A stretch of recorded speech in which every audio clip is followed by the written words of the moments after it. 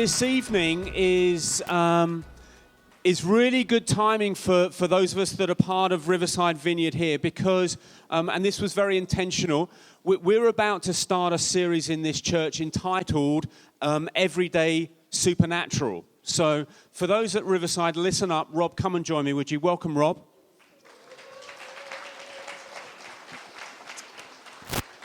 Rob, could you remind those that are here from Riverside what's coming up? Yeah, amazing. So we're starting a new series just in 2 weeks' time. I guess you can't guess what the title of the series is, but this is just so that I remember every time I look at myself in the morning.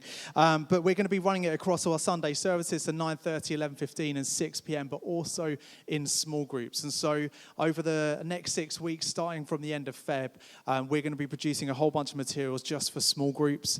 And so in addition to our regular small groups that are going to be running this series, we're going to be putting on a whole bunch of extra small groups, and they're going up by the day, so it's about 13 new small groups that are running for those 6 weeks now, and that's going to be awesome. So we're going to be producing a bunch of videos, materials, all of that kind of thing. So get yourself signed up. You can do that. If I turn around, you can see how to just go and visit the website. I'm not going to do that. I'm not going to do a 12 because I've written my back, but and for other reasons. Or you can go and chat to the people at the back at the Everyday Supernatural banner right there. So people can sign up tonight. Yes. Wonderful. And is there, by chance, a really good book that goes along with this series? I don't know. I've heard there's at least definitely above average book available that we can purchase. Well, let's go with that. It's really good. I've read it a couple of times. It's so good. Do you want me to? Yeah. You can purchase this at the back today. It's seriously so practical, so helpful, and that's going to work for all of us, regardless of whether you're part of Riverside or not. But it's such a helpful, practical book to kind of stand alongside the series that we're going to be doing. So Barry and team are at the back there. You can go and purchase a book from there, or if you miss out today and you're part of Riverside, we'll be selling them on Sundays as well over the next few weeks. Wonderful. Rob, thank you. So Barry and the guys from Canaan are at the back there, Canaan Bookshop. They have assured me there's some really good deals back there, like multi-buy deals. So do get in and amongst. Okay. I'm hoping that Mike is still here. Mike, do you want to come and join me?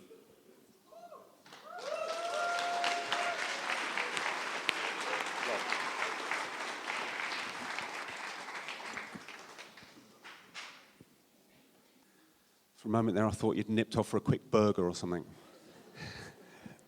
I'm going to do that straight after the talk. Mike, welcome. It's great to be here. It really Thank you is. so much for coming really and joining us out this evening.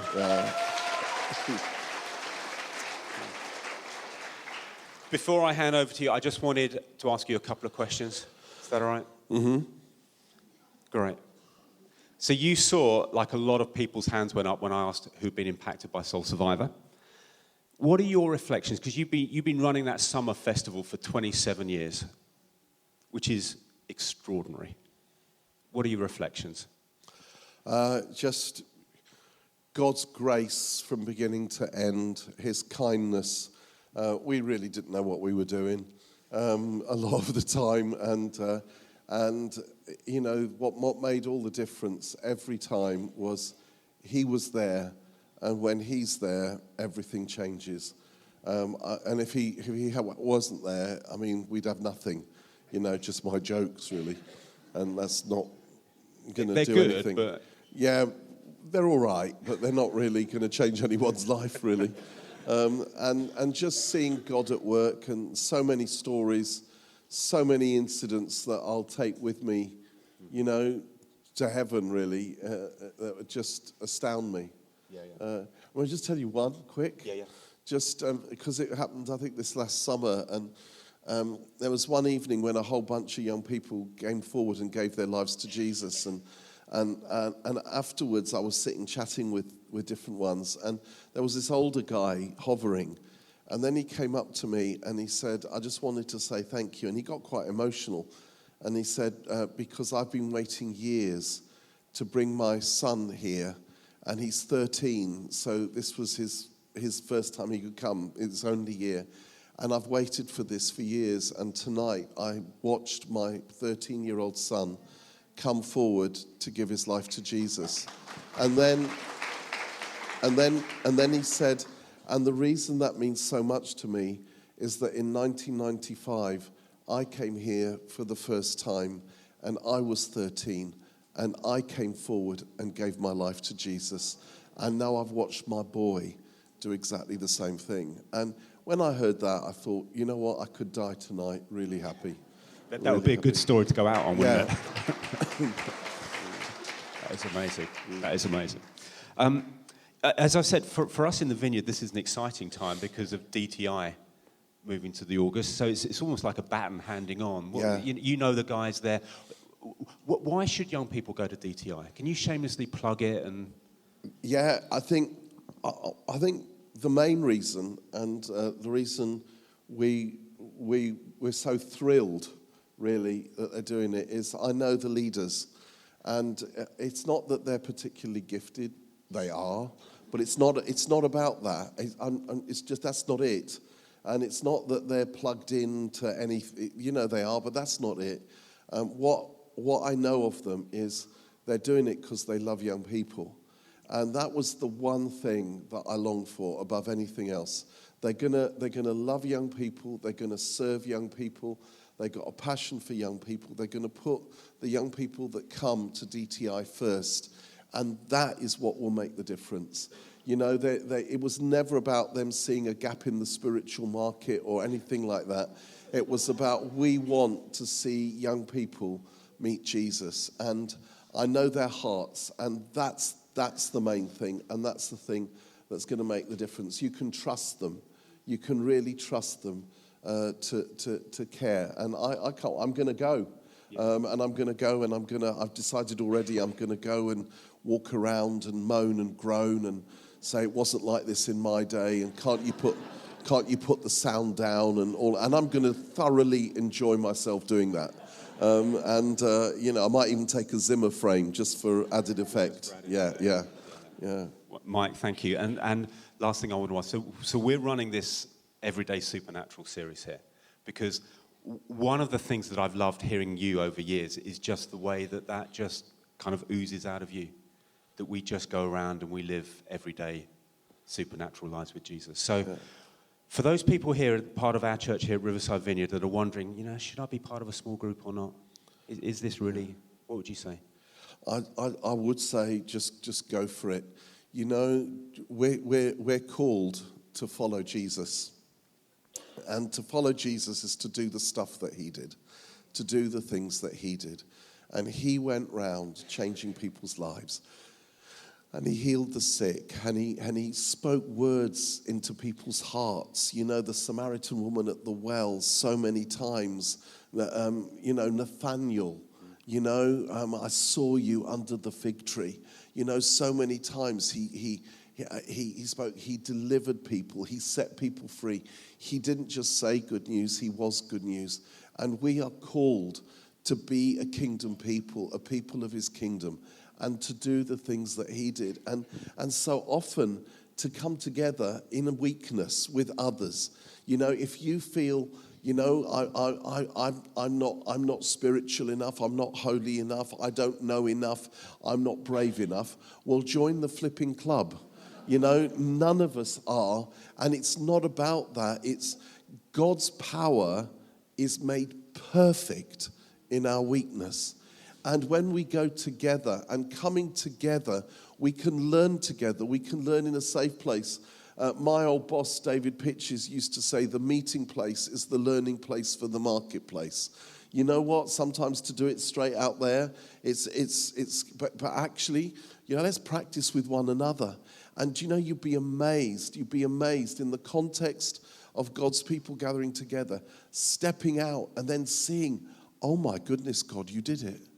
Oh my goodness, you used me and I didn't have a clue. You didn't, and it's so exciting. And there's nothing more wonderful than seeing the fruit. And the results are, we long to see people set free. We long to see people come to Jesus. We long to see people having the secrets of their hearts revealed, not to expose them, not to humiliate them, but to set them free. When that happens, people are set free. And do you know what? You've got to start somewhere. And I've been doing this for years. And and honestly, the more you do it, the more you practice, the higher the batting average. It really is. You know what? It's just obedience every day. And so I would encourage you, we want to see our world impacted. And they need to hear the gospel, but they also need to see the gospel and experience the gospel. And we're called to feed the hungry, and we're called to heal the sick. And we're called to be a prophetic voice to this culture. And so we start together. Sorry, that was a very long answer. I got into preaching mode. But that was a good answer. What was it? Thank you. Was it? Does that mean my honorarium will go up? We'll see. Oh. Honorarium? Moving on. We're just going to take another offering now. Yeah. And this is, and whatever you gave last time, double it. And this is going to go to the Mike Pilavachi Restaurant Fund. If the stewards would like. And buy lots more books. Mike, well, no, that doesn't do it. Does that not do it? No, you get about 3 pence. Yeah, no, that's not going to buy a meal. It's not going to even, but McDonald's isn't going to even. Mike, thank you. It's over to you, my friend. All right, thank you. Thank you very much. I just will mention, this is a little plug. I feel embarrassed, but Barry asked me to. I blame him. But there's some other books there as well as Everyday Supernatural, which we tried to make really practical, really honest, and really helpful. And one of the other books is one that people might not know so much. I wrote it. It's the only book I've written on my own, so it's not very good English. And I wrote it about 20 years ago, and it's called Wasteland. And it was from my experience of finding God in the desert places. And in the dry places, in the barren places. And it's based on the life of Moses as well as others. And I hope it's helpful to anyone who's going through a really tough patch, a really dry patch, because I discovered that God is in the desert, God is in the wilderness, and that's the place where he changes you. And that's the place where he makes you a voice and not just an echo of other people. John the Baptist was a voice crying out in the wilderness. And he got his voice in the desert place, in the dry, barren, and hostile place, because that's where everything else is stilled and you can hear God. And God can speak to you tenderly. So I just mentioned that because that's one it seems to be doing a little re-thingy. And so I just mentioned it because... okay. Well, oh good, there's a clock. I bought my phone just in case I get any texts while I'm preaching. But I can see the clock. So I just thought I'd just talk tonight, and it's you'll find this talk as a chapter in Everyday Supernatural. So, oh dear, that means you won't buy the book. But this is a kind of just a crucial thing that we need to know if we want to see two things. Lots of us, we long to have greater intimacy with Jesus. We long to have greater intimacy with God. We want to come close to him. We want him to come close to us. Loads of us, that's a great longing in our lives. And for many of us, the second longing is we long to see him move in miraculous ways in our world, not to entertain us, but in order, as I said earlier, to set people free. And we have those two longings. And I just want to talk tonight about the secret ingredient that I want to suggest is important if we're going to see both of those things. And you can find the first passage I want to look at is John chapter 2. And it's Jesus' first miracle. And I love it that Jesus' first ever miracle was turning water into wine by the gallon for a party, a wedding party. And I just want to read the first little bit. On the third day, a wedding took place at Cana in Galilee. Jesus' mother was there, and Jesus and his disciples had also been invited to the wedding. When the wine was gone, Jesus' mother said to him, "They have no more wine." Now, isn't that typical of a mum? Isn't that exactly what they do? Have you noticed? They don't tell you what they want. They don't say, can you bring the shopping in from the car? They say, "Oh, there's a lot of shopping in the car." They don't say, "Can you do the washing up?" They say, "Oh, there's a lot of washing up to do." Jesus' mum was no different. "Son, they've run out of wine." And Jesus responds like any normal teenager, "What's that got to do with me?" In fact, what he says is, "Woman, why do you involve me?" Jesus replied, "My hour has not yet come." And you know what? Some of the translators of some of the versions, of the older versions, they put in "dear woman," that Jesus said, "dear woman." And they did that because they didn't want it to seem that Jesus was being rude to his mum. But in the original Greek, there is no "dear." It really is "woman." And I first read this story just after I became a Christian, when I was 15, 16 years old. And I first read this, and when I first read this, Jesus replied, "Woman, why do you involve me? My hour has not yet come." I thought, my hour has not yet come. That's a good line, I thought. So I thought, I'm going to try that one. So the next time my mum came to me and she said, "Michael, I want you to tidy your room," I looked her in the eye and I said, "Mum, my hour has not yet come." It didn't work out well for me. But Jesus said that. Listen to what Mary says. His mother didn't say to Jesus, "Don't be so rude to your mother." His mother said to the servants, "Do whatever he tells you." And that's the title of tonight's talk. Do whatever he tells you. Let's listen to Mary when she says to the servants and to us, "Do whatever he tells you." The secret to greater intimacy with Jesus, the secret to seeing miracles is obedience. It's doing whatever he tells you.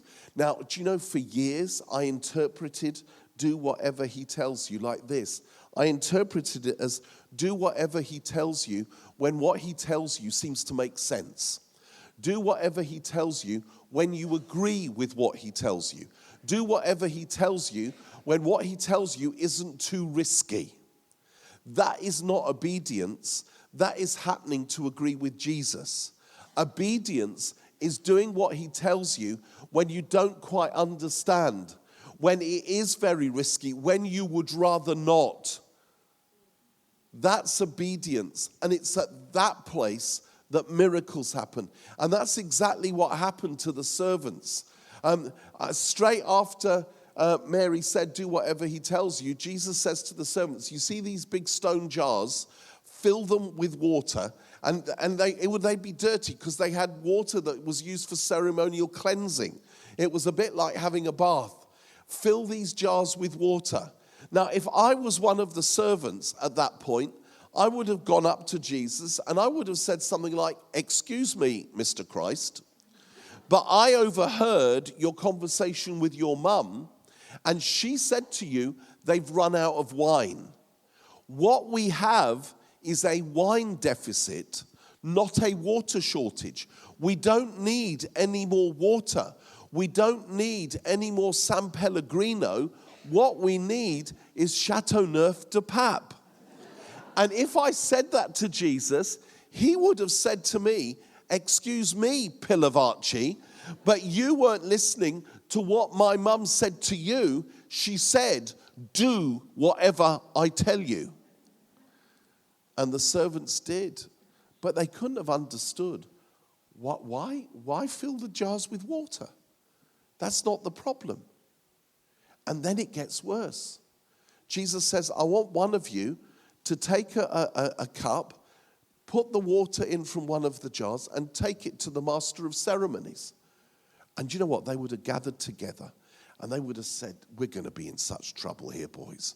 We're going to take this dirty water in a cup. We're going to give it to the master of ceremonies. He's going to think it's wine. He's going to drink it. He's going to spit it out. And then we're going to all get beaten up because we're just servants. We're just slaves." And then I put money on this. I think there was who's going to do it? Who's going to do it? And I bet they always picked on the youngest. You're the youngest, you do it.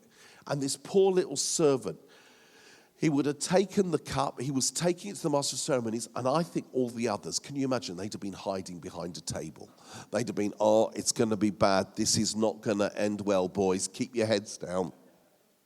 And then the little lad gave it to the master of ceremonies, and he'd have been trembling. And the master of ceremonies takes a sip, and he says, stop. And the servants are like, oh no, duck.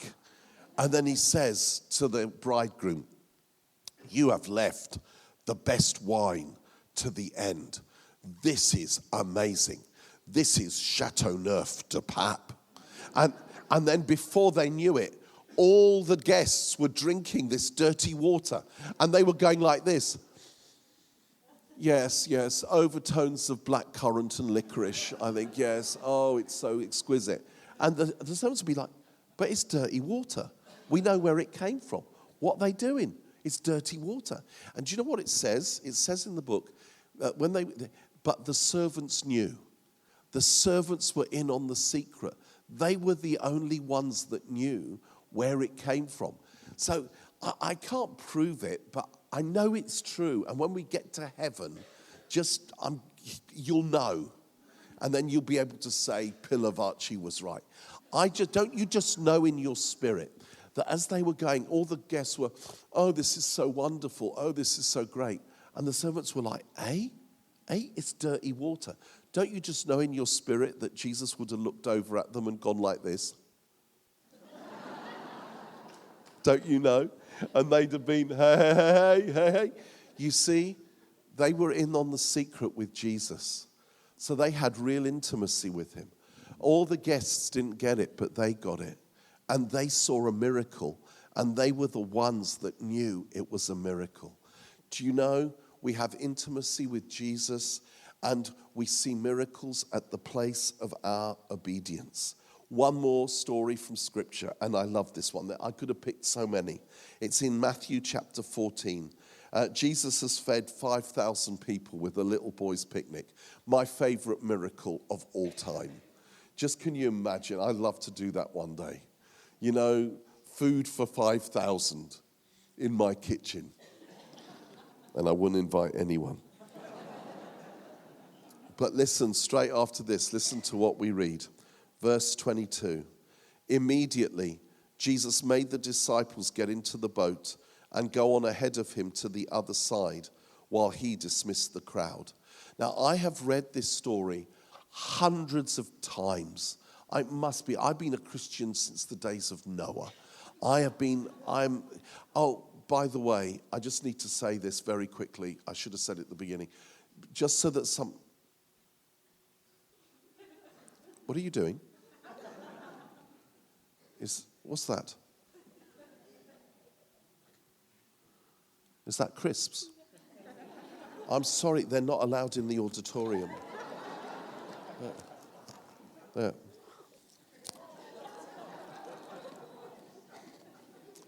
Oh, all right. It's the wrong flavour anyway. Oh.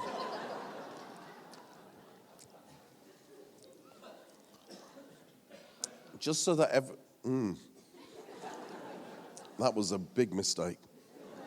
Just so that everyone can relax. Those of you that we've met before, it's a big mistake. Okay? It was an accident. I was in South Africa just before Christmas and I had an afternoon off and I went for a walk. I saw a hairdresser's. I thought I'll just go in for a little trim. She saw me coming. She said to me, why don't you have your hair chemically straightened? I'm an expert. I do it so well. I said, no way am I having my hair chemically straightened. 2 hours later, I came out 95 pounds poorer and looking like something out of Lord of the Rings. I know how it looks. There's nothing I could do until it grows out. I could have put more chemicals in to make it curly again, but apparently it would all fall out. So everyone just take a chill pill. Don't worry about this, and let's focus on Jesus. I have been reading this passage for years. And do you know what? It's amazing with the Bible. You can read the same story 100 times and you read it one more time and it's like, how did I miss that? And that's with this. It says, immediately Jesus made the disciples get into the boat. He made them get into the boat. Do you know the original Greek is really, really strong? It's he made them. It happens something like this. Jesus said, hey boys, why don't you get into the boat and go to the other side of the Sea of Galilee overnight, and I'll just finish off here, and then I'll join you in the morning. Oh, how are you going to get over there, boss? Don't worry, I've got my own transport arranged. Jesus, the boys and I, we've been on the internet and we've been looking at the weather forecast, and it's pretty stormy overnight on the Sea of Galilee. And as you know, some of us are fishermen, and this is where we do our job. And storms overnight, Sea of Galilee, not a good idea. If it's all right with you, we'll stay here tonight and we'll go over with you in the morning. Get in the boat. He made them get in the boat.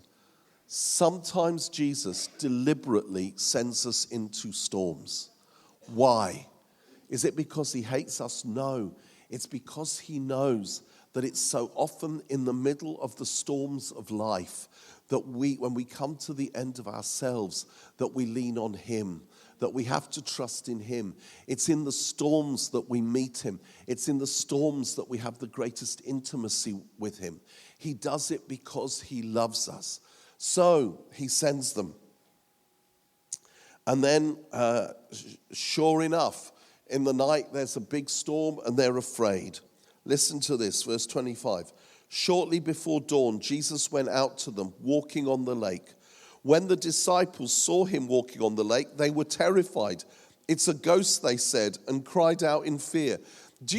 Have you noticed how many times the disciples who spent every day with Jesus for 3 years, they didn't recognize him when he came to them? Especially after the resurrection. I mean, after the resurrection, it's hilarious. You know, they just never seem to recognize him. And after the resurrection, it was because they were filled with disappointment. Disappointment often stops us recognizing Jesus when he comes to us. On this occasion, they were filled with fear. And when we're filled with fear, we don't recognize Jesus. So what does he do? He speaks to them. This is why it's important to be a people of the word as well as the spirit. But Jesus immediately said to them, take courage, it is I, don't be afraid. And there's 3 phrases there. Take courage, it is I, don't be afraid. Now, the take courage and don't be afraid are quite similar. They're quite similar. And I take them like the 2 pieces of bread in a sandwich on either side.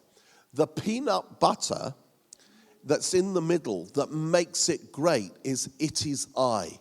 The reason they can take courage and not be afraid is because it is I. It's because he's there. And I'm just a very old youth worker. I'm not a theologian. I certainly wouldn't know New Testament Greek if it hit me in the face. You know, I've never studied New Testament Greek or anything like that. But I am Greek. And as a Greek, I can tell you that phrase, it is I. In the original Greek, it's εγώ είμαι. And εγώ είμαι, which is, we would say, the ego comes from our word ego is derived from it. Ego literally means it's me. And ime literally means it's me. So if you translated it exactly, it would be, take courage, it's me, don't be afraid. But of course, the translators want it to make sense. So the nearest equivalent is it is I. But the thing about it's me, is that phrase is the phrase that is in the Septuagint, which is the Greek version of the Old Testament, that is the translation of when Moses meets God at the burning bush and God says, go back and talk to Pharaoh. And Moses says, who shall I say you are? And the Lord says, I am who I am. In the Greek, it's ego ime. It's me, it's me. I am who I am. And do you know what? And this is for free. This is a bit extra. In John's Gospel, there are 7 signs. 7 is the number of completeness. 7 signs, 7 miracles that show that Jesus is the Messiah, the Son of God. There are also 7 I am sayings in John's Gospel. 7 ego imes. I am the bread of life. I am the light of the world.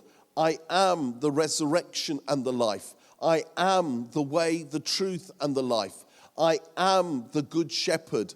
I am the gate by which the sheep come in, and I am the true vine. 7 times the number of completeness. 7 signs that who Jesus is, and 7 I am sayings. And you know, in the in the burning bush, when Moses says, "Who are you?"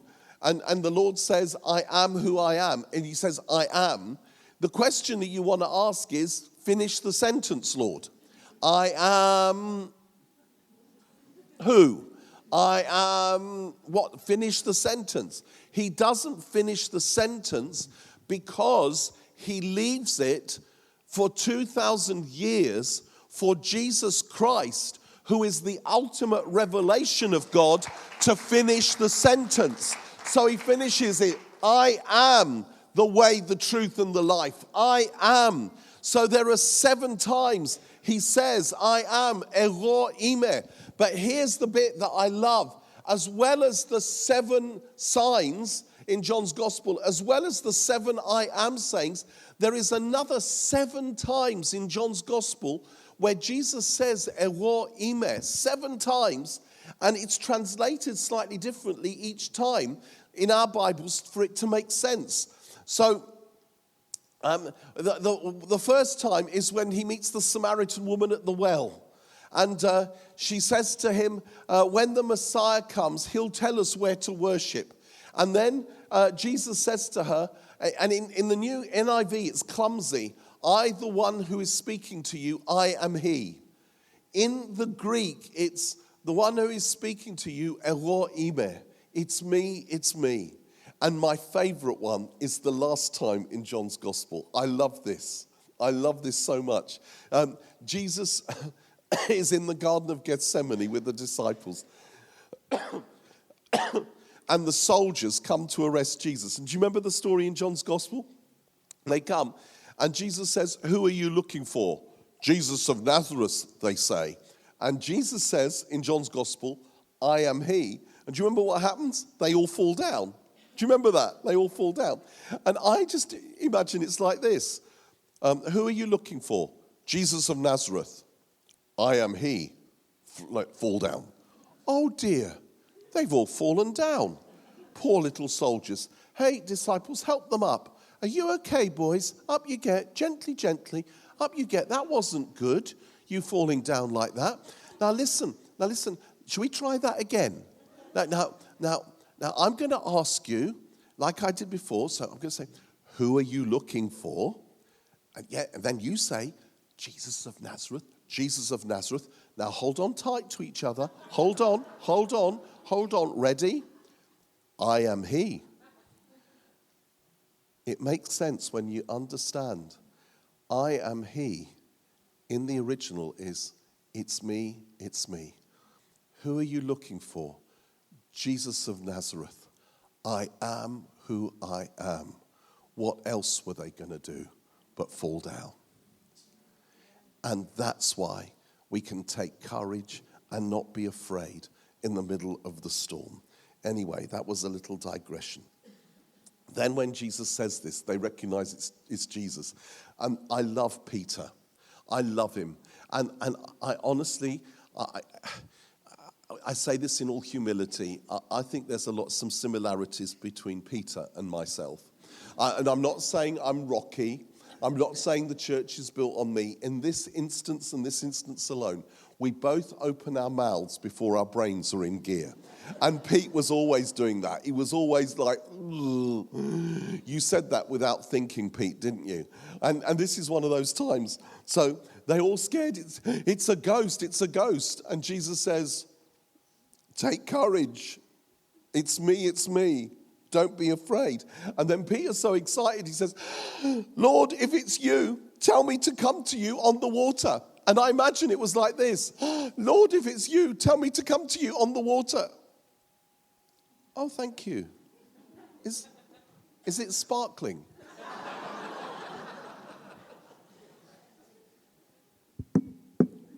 Is it? What? It's...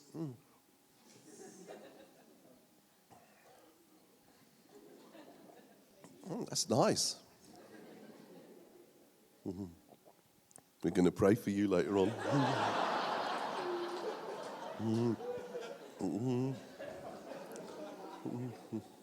Now, if you take it back and turn it into wine and then come back. What? You can. Oh. No, I don't think we better. What was I saying? What? Peter, well done. You with the crisps, you know what you're doing. You were listening, weren't you? Have you run out? No more crisps? Have you got any chocolate? No, okay. Oh, well. When I go to Hillsong, they give me chocolate. That's a joke. That's a... anyway, sorry. Oh, mate.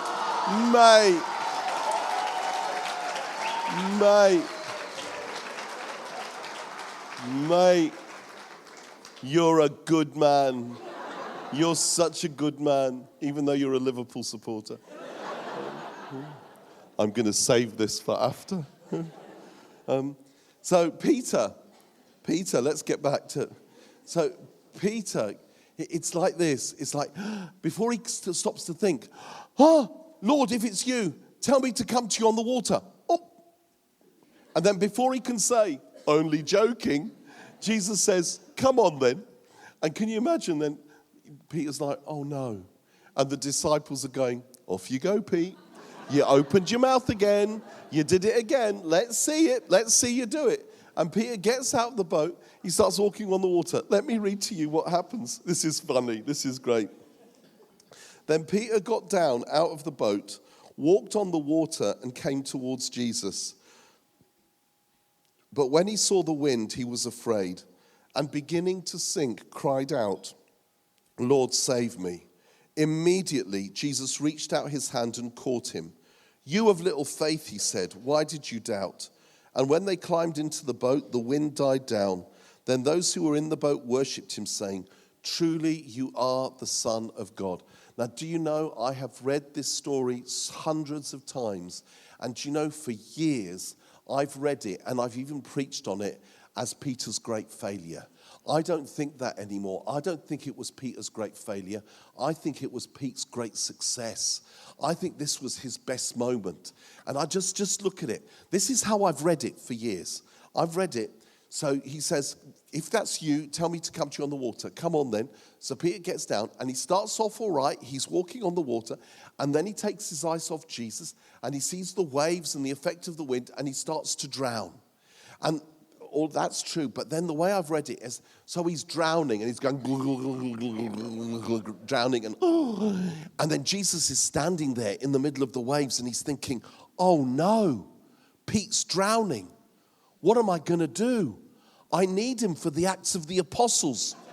So the way I've read it is Jesus dives into the water and he does the front crawl through the waves. He gets behind Peter and he uses a life-saving technique he learned as a kid at Nazareth swimming pool.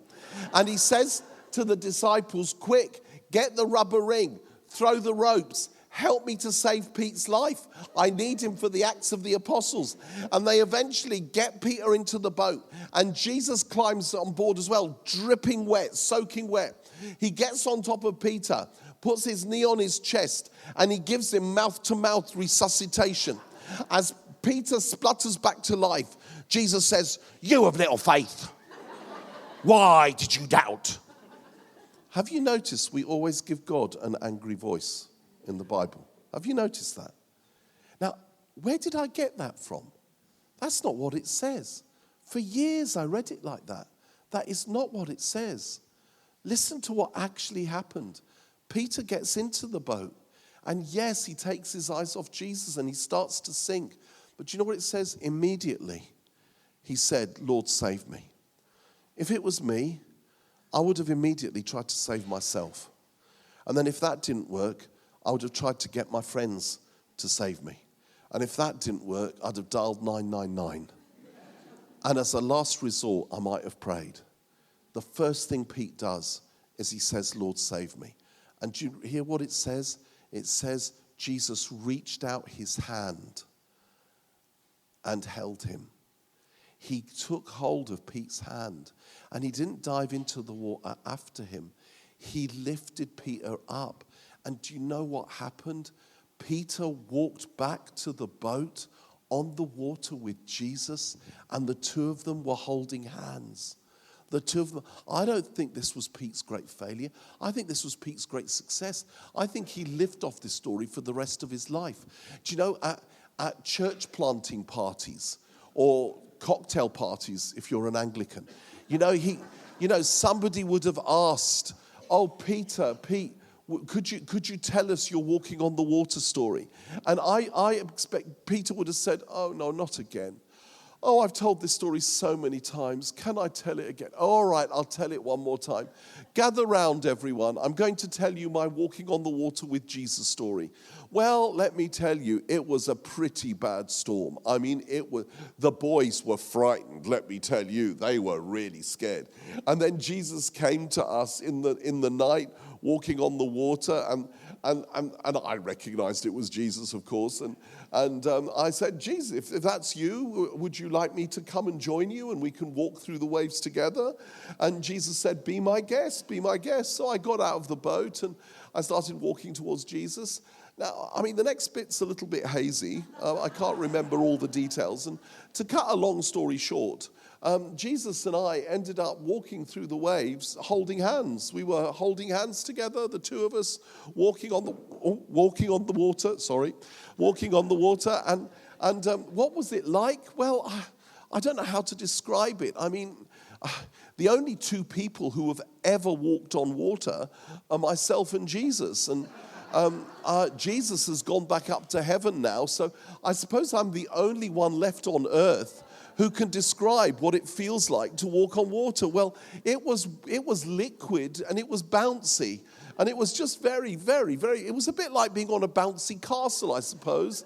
It was just bouncy and liquid, and over the waves. And it was very calming, actually. And did I mention I was holding hands with Jesus as we were doing it? Yes. And so we walked through the waves back to the boat together. And yes, we were holding hands, as I said. And to be honest, I can't be absolutely sure if he was holding me up or I was holding him up. I mean, the two of us were just walking like this. Do you know how I know he'd have said that? Because I'd have said that if it was me, wouldn't you? I'd have said it like that. And then I bet Pete said, Andrew, James, John, is there anything you want to add to the story? Oh, no, sorry, I forgot. You never got out of the boat, did you? It was just me who walked on the water with Jesus. Now, if Jesus was holding Peter's hand as they were walking back to the boat, do you think that he would have said it like this? "You have little faith. Why did you doubt?" I don't think he would have said, not while he was holding Pete's hand. I think it was more like this. "Oh, Pete, why didn't you trust me? You faithless one. Why didn't you? I wasn't going to let you drown. Next time, trust me, Pete. Honestly, you silly sausage. Trust me next time." I think it was more in that tone. And I think Pete lived off that story for the rest of his life. And the truth is, that's how it works. That's how it works. And for Peter, at the moment of his obedience, when he stepped out of the boat, he felt like he was sinking. and you always feel like you're sinking. But then Jesus takes hold of your hand in the storm. And for Peter, he had the greatest moment of intimacy he could ever have hoped for with Jesus in the middle of the storm. And he saw the greatest miracle. He was involved in it. It wasn't just Jesus walking on the water. Peter was walking with him. That's how it works. Now, amongst Christians, there's this bizarre thing that it's amongst some Christians, there's this book that it's like you can't be a proper Christian unless you've read it. And I'm not talking about the Bible. There's this book that's been doing the rounds for years called The 5 Love Languages. I mean, it just honestly, it's like they've now done the 5 love languages for married people, for engaged people. They'll do one for single people, for blue-eyed people, for left-handed people. And it's all a money-making scam. I mean, why buy it when you can buy my books? Did I really say that? And you know, and the thesis of the book is we all operate in 1 or 2 of 5 love languages. For some of us, we give and receive love with physical affection, touch. For others of us, it's words of affirmation. For others of us, it's gifts. For others of us, it's quality time. For others of us, our love language is acts of service. And when I first read that, I remember I thought, oh no. There's something wrong with me. None of those are mine. None of those 5 love languages are mine. I have a 6th love language that isn't in the flipping book. My love language is food. Tell me you love me, it means nothing to me. Go stick your love somewhere else. I'm not interested. But buy me a chicken shish kebab and I'm yours for life. Did you know that God has a love language? His love language is obedience. The reason I know that is because he said so. If you love me, you will obey my commands, said Jesus in John chapter 15. It doesn't get clearer than that. It's his love language. You are my friends if you do what I command. You want to be his friend? Obey him. It's his love language. And it's not a heavy thing. It's not a works thing. Guys, it's a liberating thing. It's where you have the greatest fun. It's where joy comes. It's in the place of obedience you see miracles. It's in the place of obedience you have the greatest intimacy. I have a friend called J. John, and they call him an anointed evangelist. And basically, when he preaches the gospel, loads of people become Christians. And more people become Christians when he preaches the gospel than when I preach the gospel. And that really flipping annoys me. And, you know, and I've been really fed up with that. And, you know, I've asked God more than once, why? Why, when he preaches the gospel, loads more people become Christians than when I preach the gospel? And you know, I've heard his talks. They're all right. But so are mine, you know? And I couldn't understand it. And you know what? Then one day, I realized what it was. It was a Monday morning, and my day's off for Mondays. And he phoned me on Monday morning, and he said, Mike, I want to take you out to lunch. And I just want you to know, I'm a man of principle. I live my life by principles. I'm not wishy-washy like some of you, that you're airy-fairy, you go one way one time, how you work on feelings. I live on principle. And one of the principles by which I live my life is this. I never, ever, ever refuse lunch when it's offered to me. And so I said yes. And then he came and collected me, and we went to a restaurant in Old Amersham for lunch. And it was about 1 o'clock, and we went in, and I was starving. I was so hungry. I hadn't eaten anything since 11, and I was just desperate. And we went, and the waitress showed us to the table, and she gave us the menu, and I was quickly straight away looking. You know, I didn't have to pretend to do small talk, you know, like, let's just get into it. And then John, he says to the waitress, hello, what's your name? And she says her name, and he says, I'm J. John. And then he says, how long have you been working here? And I'm thinking, oh, you're not. You're not really, are you? And he says, what would you like to do with your life? And she says something, and he says, would you like to know what I do? And she says politely, yes. And he says, I'm an evangelist. Can I tell you what an evangelist is? I thought, oh, you are. You're going to witness to her. And then he starts to witness to her. And I'm wanting to slide under the table. And it was all I could do to stop myself shouting at him. Shut up. Let her go to hell. I want my lunch. And that is why J. John is an anointed evangelist and I'm not. Because he tells people about Jesus before lunch, on his day off. That's why I've noticed the people that are most anointed in an area, coincidentally, are the most obedient in that area. The anointing rides on obedience. It rides on obedience. And I want to finish. Oh, my Lord, I'm going to finish. I've just realized the time. I want to finish, and we're going to just see what God wants to do by just telling a couple of stories of how it works out in my life. A few years ago, every time you settle, God wants to say, come on, trust me again. Come on, go a little bit beyond what you can cope with. And it's because he loves. Have you noticed in the Gospels how much Jesus loves faith? He loves faith. He loves it. And so a little while ago, a few years ago, he said, Mike, I want you to honor my spirit. And my question was, well, what do you mean? And he said, I want you to be obedient to exactly what I tell you. And I made a vow. I said, okay, Lord, because I got desperate. I got desperate to see people set free.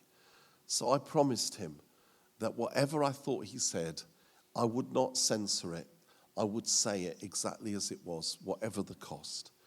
And for years, if I heard God speak and I wasn't sure if it was him, I wouldn't say it because I wasn't sure if it was him or not. Do you know what I do now? If I'm not sure if it's God, I say it in case it is him. Because if I get it wrong, nobody dies. But if it's Jesus, someone's life can get changed. And if I don't say it, I never know whether it was him or not. If I do, I find out. And it's got to the stage in my life where my longing to see God move is greater now than my fear of failure, my fear of looking stupid. And I've looked stupid all my life. This isn't the first time I've done something silly. I know. I'm not exactly, I'm not exactly a fashion icon, And when someone looking like me stands up in front of thousands of young people, before I do anything, I'm looking silly, And so I decided I'm just going to go for it because I long to see people set free.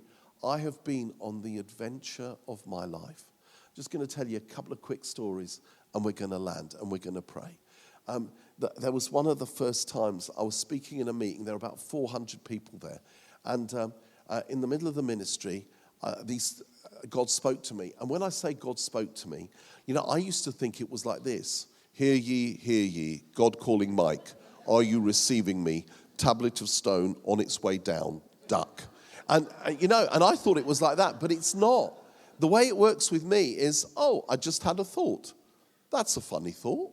Why would I think that thought? Could that be you, Lord? Or could it be indigestion? And in my case, sometimes it's indigestion. But there's only one way that I can find out if it's the Lord or not. And so, are we still on? Okay.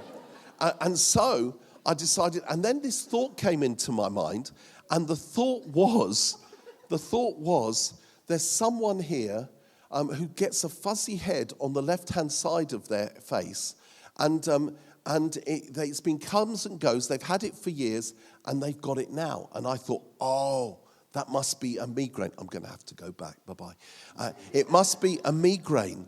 And then I thought, 400 people here, odds of someone having a migraine having it on the left-hand side, and it comes and goes, and they got it now, 50-50. I like the odds, 50% chance, I'll go for it. Well, the Lord knows me. So he's glorious and he's wonderful and he's full of love and kindness. He's also sneaky when he wants to be. So do you know what he did? He waited until I said all that, and then at the last possible moment, he slipped the last thought into my head. And before I could stop myself, I said it. And the last bit was, and it's got something to do with your sister. And as soon as I said it, I was furious with myself. I thought, you idiot. You had a 50% chance of getting it right. I mean, how can someone get migraines on the left-hand side of their face and have them for years, and it's got something to do with their sister, you moron? I mean, does their sister hit them over the head with a frying pan every day? Oh, you idiot. And as I was cross with myself, I turned round and I saw this young lady standing at the front weeping. And I looked at her and I said, what are you doing there? And she said, it's me. And I was like, what do you mean it's you? And she said, I'm the one. And she said, it's not. And I said, has it got something to do with your sister?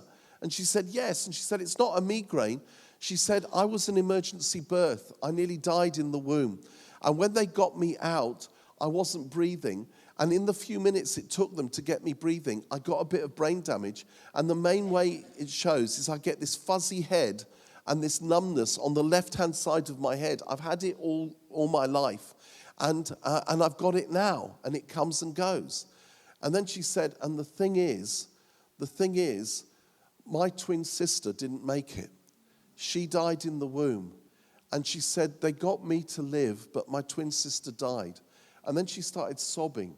And she said, for the 27 years of my life, I have felt guilty that the wrong twin survived. That I should have died so that my twin should have lived. And I felt guilty that I robbed my sister of her life. And we could pray for her. And that evening, God set her free from 27 years of guilt. And I was like, wow. You mean that was you? I had no idea. And that has happened again and again and again. And I love it. Let me tell you one more story. Just one. And then we're stopping. This is it. We're coming into land. We're almost on the runway.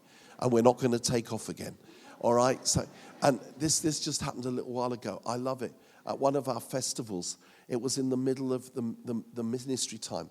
And suddenly I just felt the Lord say to me, there's someone here who's been mocking me, who's been mocking everything that's been happening. They don't know me. They're an atheist. Their friend brought them. And they've been teasing their friends and saying, this is a load of nonsense. How can you believe this?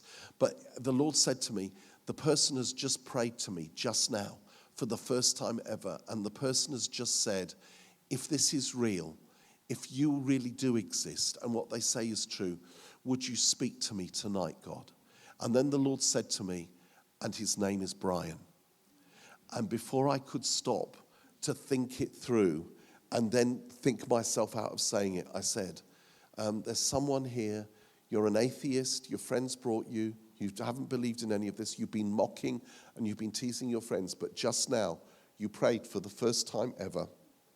No one knows you prayed except God, and you said, if this is true, if you're really there, could you speak to me tonight?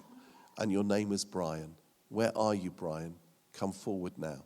Immediately, this 15-year-old lad came forward sobbing, and his friends were all crying, and they gathered round him, and they prayed with him. He gave his life to Jesus that night, and this is the bit I love. I never got to meet him, but everyone was telling me the next day he was walking around the campsite, and he was going up to everyone. He was going up to strangers, and he was saying to them, he knows my name. He knows my name. How about that as a way to come to Jesus? How about that as a way to come to Jesus? And that's why